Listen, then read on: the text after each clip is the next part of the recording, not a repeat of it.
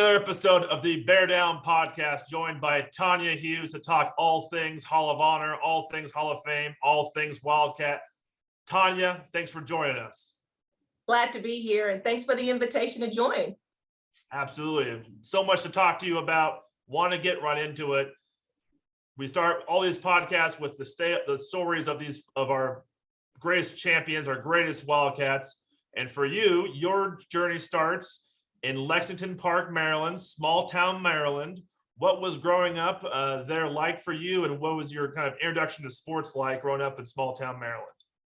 Yeah, so Lexington Park is about 2 hours south of Washington, D.C., to give people an idea. And there's a big Navy base there. And my dad was in the Navy, so big, large Navy installation. So you had a lot of kids that came in and out through that. But I grew up in Lexington Park.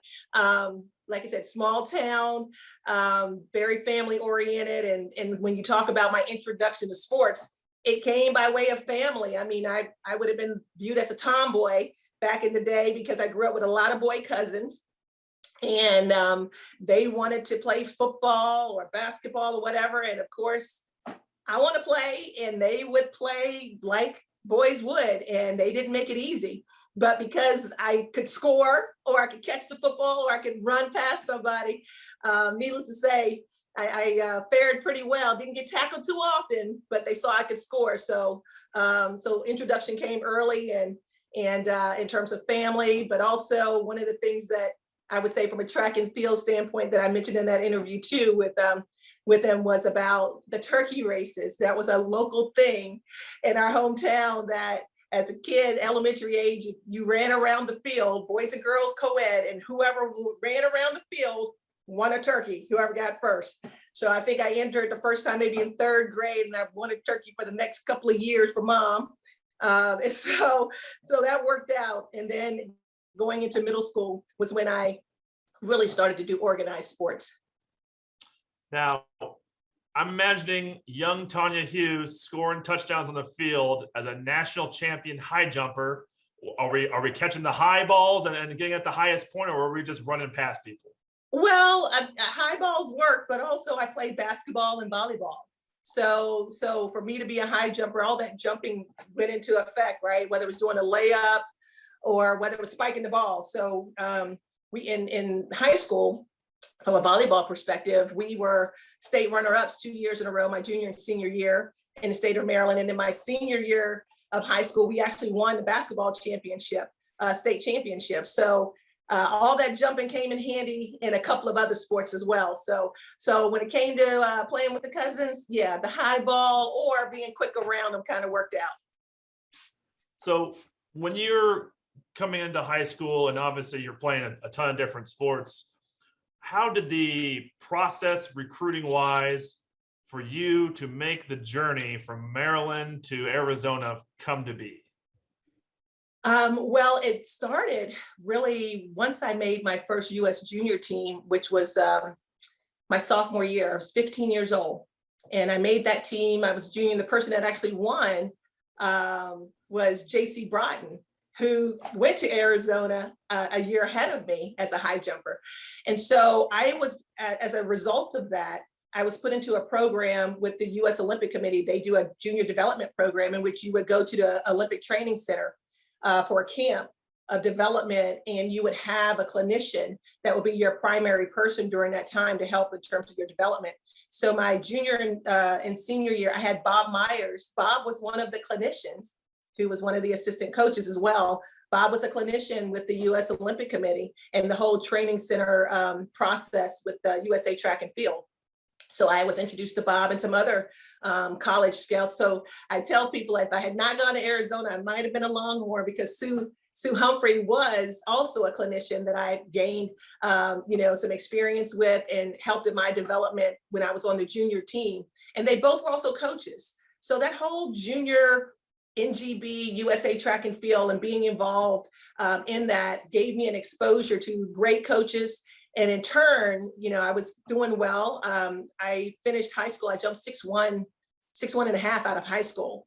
So I had a lot of people that recruited me, but I also made the U.S. junior national teams 3 years in a row and competed as a junior on the junior circuit.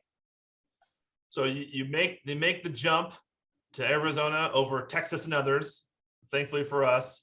And your experience as a student athlete, we'll get into all the championships won, but an interesting note that you mentioned before was the kind of era of track and field in college at that time, and just some of the great champions from throughout the Pac-12, from throughout the country. What were some of your idols like when you were a student athlete here? Well, when it came to track and field, I mean, we're in the Pac, we were the Pac-10 then, we're the Pac-12, so that's the era I was in. But you were always battling with UCLA, USC, ASU. And so Oregon is a powerhouse now, but you had Oregon's and Washington State, so Stanford. So during that time, you had the collegians, but you also had the professional athletes that trained with us that were part of our day-to-day experience. And so when I look at my time of competing on a national level, you would have seen like Jackie Joyner-Kersee, Gail Devers, Jan Wushlog was a high jumper who made teams for us that Bob also coached. She was also part of our training regimen there at Arizona. Even though she was a professional athlete, she worked out with us. We had so many other great people. I mean, of course, people are going to talk about Carl Lewis, or the thing that I remember probably the most, when I think about my Olympic experience that everybody talks about too, is that was the first year of the Dream Team. So even though we were, experiencing, having this great experience, there was a bigger elephant that in the room that was kind of happening during that time too, that people remember most. And it is what it is, right? I think as we were looking at some of the national championships, we talked about how coverage of men and women's sports, and how those things have changed over the years. We were in an era, like I said, where there was a lot to be had, but a lot of things were overshadowed by the fact that it was the Dream Team. That was that year of '92 when I was on the team. But great performers, great teams, and Carl Lewis, Gail Devers. We really had some great folks that were performing, and I'm just blessed that I had an opportunity to be a part of that. And part of your experience that really impacted your life as a student athlete as well, Tanya, was serving on the Student Athlete Advisory Committee, SAC, and it sort of maybe sparking a passion for you. Talk to us a little bit about what that did for you as off the track, and how it kind of maybe catapulted you forward into some things later on in life. Well, one of the interesting things during that time, and to now see that students can be paid for their name, image, and likeness, during that time, I was at Arizona 90 to 94. And so being on the Student Athlete Advisory Committee was all about the student athlete welfare. How could we improve student athlete welfare? And one of the things was, it was under debate then, was student athletes getting paid or student athletes getting additional monies. And so being able to serve on that Student Athlete Advisory Committee, I also was able to then not just represent Arizona, but I was nominated and actually became the chair of the National Student Athlete Advisory Committee through the NCAA. And during that time, we had Ced Dempsey and Rocky LaRose. So Rocky and Ced were very much, they very much encouraged, they very much supported.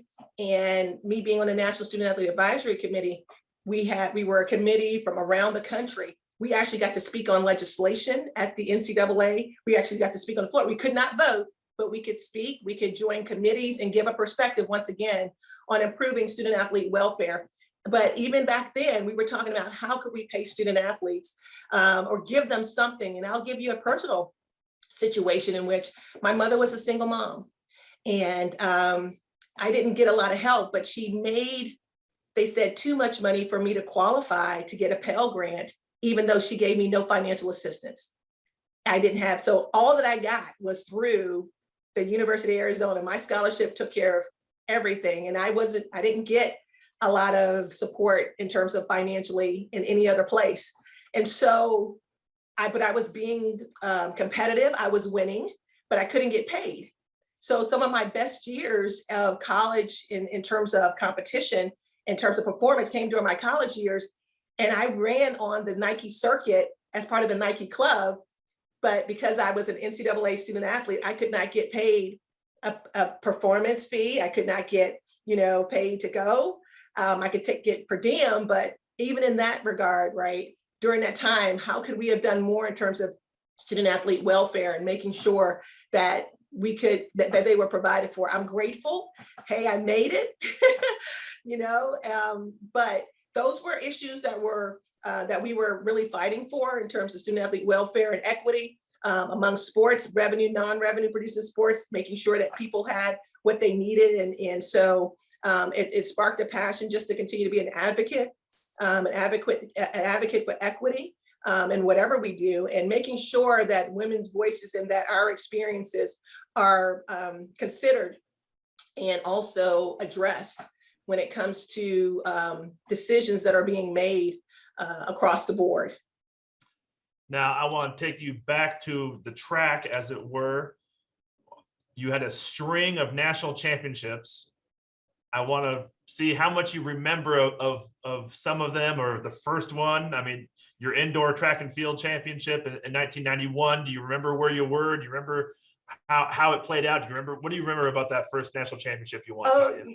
Well, it's interesting because Bob was my coach, and I qualified, and I was a freshman. So Bob's like, "It's just great to be here, Tanya. Like, don't put pressure.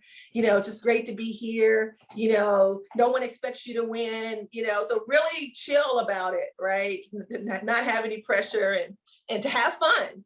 Bob was always about to have fun with it, and I won. And so, but with the high jump, I mean, it's a long event, right? I mean, we can be out there depending on, we each get 3 attempts at every height, and depending on how it goes, I mean, we're out there for hours, so everybody's around us, but things were winding down. I won, and sometimes you win things and no one's there because it's the end of the meet. And so, but Bob, we finished, we had the award ceremony, and we went to Steak and Shake because I think that was the only thing open. And, he was like, "Oh man, you did it." And we had Steak and Shake. We were in Indianapolis. That was the indoor meet. We were in Indianapolis. We had Steak and Shake. I had won a national championship and was, eating a burger and a shake with my coach right afterwards. So that's what I remember about that first one, and it was special. Now, you went on, Tanya, to win the outdoor national championship 3 years in a row. You had a whole bevy of national championships that you won individually as a high jumper. Is there a favorite moment of that group, or is there a totality of moments that you think back to during your national championship runs, because you had multiple of them, that you still think about today? I mean, and 92 was a good year, as what I would say. In 91, when I won indoors, I won outdoors. I did set the American junior record, so I think I'll highlight that one maybe for a minute, because that was 19 and under. I jumped 6'4" and a quarter, set the American junior at Eugene Hayward Field. Yep. And it stood for 25 years until Vashti Cunningham just broke it, I think in 2016. So I think I'll keep that one, as a special moment. But then in 92, I won outdoor nationals, and I set the NCAA record at 6'5.5" in Oregon, in Eugene. And I was 20. I was going into the Olympic trials. Bob had left and was an AD at another school, but and Jan Wishlaw was training, had taken over at the U of A. So she was helping with my training. And then I did train with Bob for a few weeks going into the Olympic trials in New Orleans. And once again, I was the youngest one. No one predicted me to win, even though I just won outdoor NCAAs. And I won the U.S. Nationals and made the Olympic team. So that was a good year. That was a good year, and the experience of Barcelona. I'll also remember it because I placed 11th in the finals. I was the only American to make the finals. But what most people don't know is I actually got hurt prior to competing, and a lot of times the best surfaces that we compete on in track and field for those fast times and those good performances come on what's called a mondo track, which is really almost like concrete with just a sliver of track on it. and you get those fast times, but I was training on that repeatedly and they had that there. And so I had some issues with my plantar fasciitis and they were trying to get it calmed down, but made the finals, placed 11th, and but 92 would have been a good year, and remembering so many things that happened. So I'll say that was a good one. So 92, obviously a great year. I'll jump forward to 1994 and another historical achievement for you in your career, Tanya, becoming Arizona's first ever NCAA Woman of the Year, the top honor given by the NCAA to an individual female student athlete. What was that like for you to have that kind of almost be at the end of your career, but also a first in Arizona history? It was amazing. What they did is it was in Washington, D.C., which made it even more momentous because, as I said, I grew up in Maryland and my family was able to be there. And so they had the finalists. There were 6 of us. There were finalists there, and they had a breakfast with us to let us know who won ahead of time, right, before that evening. And I didn't realize how I responded to shock, but just so you know, I responded to shock with laughter and crying at the same time. So we were at our breakfast, and they said, our winner is, and I just started laughing and crying, just in shock, and but ever so grateful. And once again, Sed and Rocky and being there. Robin Roberts was the host of the event that year as well, and so to be honored amongst the great women that were also nominated and finalists, and to have won that was just truly a blessing. Very grateful that I was selected, and it just speaks to how at the University of Arizona we holistically address the student athlete, because for me to be the first and for us to have 3 more after that, and we're the only school that has had as many, right, speaks to how we truly look to give opportunity for folks to thrive, not just as student athletes, but as people, and having an impact in the community. So it was an amazing experience. Of course, one I'll never forget, honored to be the first, and so glad that I'm not the last. Yes, absolutely. Now that was the NCAA Women of the Year came in 94, and that was sort of obviously you mentioned, you started your first championship in 91. When you wrapped up college and you graduated from the University of Arizona and you had this storied career of success on, off, in sport, in the classroom, in the community, where did you think life was going to take you for life after competition when you left the University of Arizona? Well, I knew that I wanted to train for 96 because I was going to be in Atlanta. So, one of the things that I did go through a process, I did not get a Rhodes Scholarship, but I went through the process and I made it through the first round. And as part of that process, you do an application around what you would study if you went to Oxford. And with my background and competing all over the world, international relations was of interest to me. So when I didn't get the Rhodes Scholarship, I remember asking one of my business professors, I'm like, well, where's the best international business school? I knew that I wanted to continue to pursue my education. Initially, I thought about law school, but that would be a bit much trying to train. I had 2 years before 96. So I asked my marketing professor, and she said, well, Thunderbird's right up in Glendale. I said, California? She said, no, Arizona. I'm a Maryland chick, so I'm thinking California, not Arizona. So I applied and I got into Thunderbird. International Business School. I felt that whatever I was going to do, at one point, my goal was to possibly work for the IAAF, to continue in sports in some way with the IAAF, or in some manner be involved in sports. I also thought about, collegiate athletics as well. And as I went through that process of going to business school, I was like, I was loving it. And I actually interviewed, and my job out of Big B school was with IBM. And one of the things I've always wanted to do is be with the best. And one of my thoughts there was, if I could succeed as it relates to one of the best companies in the world, IBM, that I could take those skills and competencies and move those even into administration back into sports. So I always felt that I would still keep some type of thread, connected to sports in some way. So went on and worked for IBM technology, loved it, continue to love it. I've been in financial technology, or today they call it fintech. I've worked with banks and payment systems around the globe. I've been working with those types of firms since I left business school. I continue to compete. I was fifth at the Olympic trials. I retired in '97. I got married in '96 and went on to have a little girl who's not so little anymore in '98. So she's 23 now.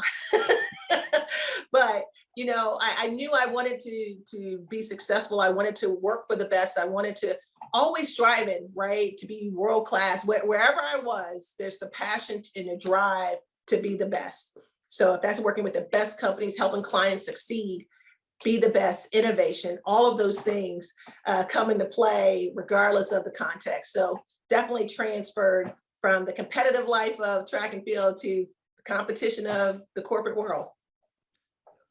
And your legacy, as it were, Tanya, continues to come full circle. Just this last March, inducted into the Pac-12 Hall of Honor, the Pac-12 conference's highest honor an individual student athlete can get. What was that experience like for you? First, hearing you're going to be inducted, going to Las Vegas with a very decorated class, and being honored during the Pac-12 tournament. Well, when I got the call from Erica, and it was the end of December, I think I teared up. I got very emotional, and she said, she told me about the Pac-12 Hall of Honor and that the university had selected me to be our representative to be inducted. So felt very humbled and blessed and honored. And like I said, when I'm in shock, kind of got teary-eyed a little bit about the fact that I would be inducted. And so, and I've had some other things happening in the background. So for this news to come on the heels of some things that I've been going through and some challenges, just a reminder. And I was just so grateful to God, like, wow, thank you. Right, just very grateful. And so we went and it was a great time.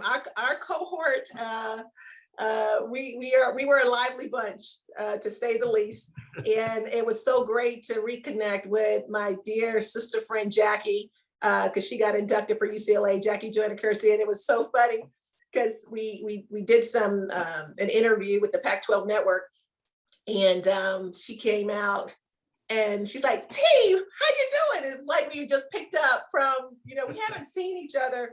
We probably haven't seen each other in about 6 or 7 years. We haven't seen each other. So it was like sisters coming home to each other. Oh, how are you? So it was great. And we got to spend time together, but meeting everyone else, whether it was Laisha or whatever, it was Tom Chambers, he was a hoot, Drew, and what's been really cool too is we're on an email thread that, Drew and his family went to the Olympic Training Center.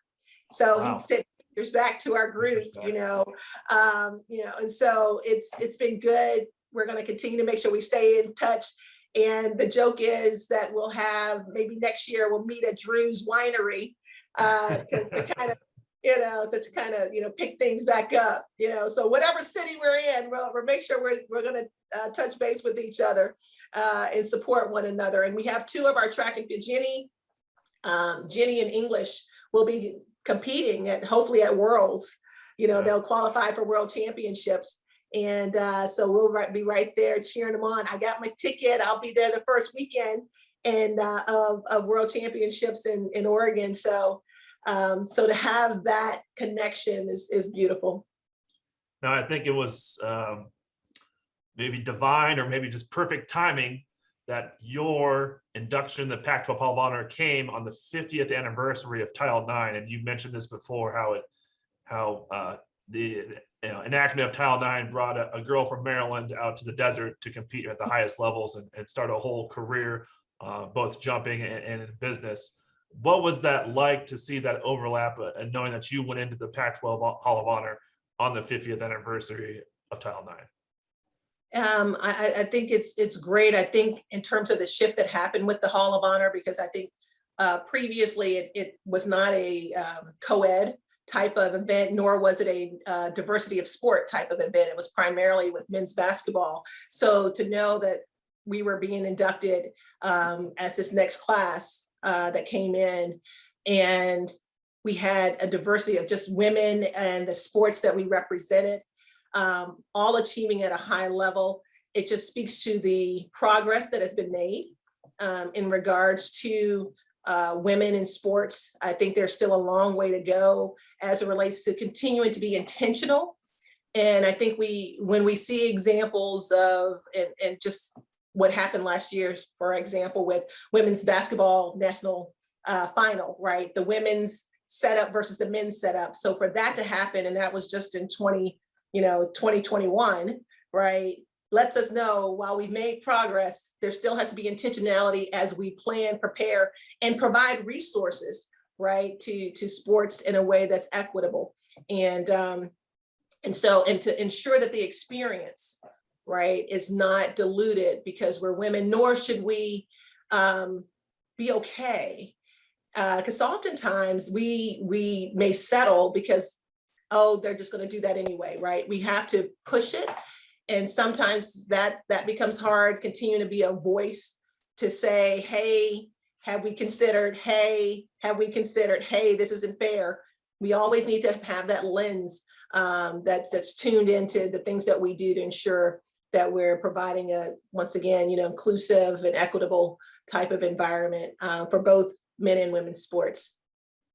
Now I'm going to put you on the spot a little bit on this one, Tanya, but you are a figure in the rich women's sports history here at Arizona. And you mentioned trailblazers that have also been here, Rocky LaRose, the three other folks that won NCAA Women of the Year after you. When you look back now, present day, here we are in April of 2022, how do you see your impact, or how do you feel about being a part of what has been a rich, storied legacy of women's sports at the highest level at Arizona? I mean, you have Mary Roby and others, right, that paved the way. I'm a thread in this fabric, is what I will say, right? Each of us is a thread, and it makes it stronger, makes it rich. It makes it lasting, right? As we're woven together. And so to be a part of that fabric of how we have built a culture for women in sports, and we celebrate that, I think is awesome. I find that anytime I get a call and they're like, hey, Tanya, we're going to do something, I'm there. I know they're trying to plan something in June around, this 50th anniversary, and to see how we come and we continue to celebrate each other, right? Because we're still winning. When I turn on and I'm seeing Adia and the women's basketball team, man, I'm hollering, but we're celebrating that. And the fact that we continue to make sure it's visible, and we must do that. We need to make sure it's visible. We need to bring resources to it. And we need to continue to wave the flags, strike up the band every time we can, to continue to keep it in front of people of the great things we're doing, not just in women's athletics, but in the athletics period. Our women are some bad babes at the University of Arizona. We are winning championships. We are continuing to excel and perform at high levels. And we're finally, I think, consistently seeing coverage of that as well from a media perspective, so that it stays out front digitally in this era that we're living in. So I'm blessed to be a part of the fabric, one of those cords, and anything that I can do to continue to highlight, reinforce, and shed light on how we've created a culture to truly excel. And I think other schools and not just schools, but other businesses can learn from the intentionality that we see and how we approach making sure that we are having an equitable experience for both men and women at the U of A.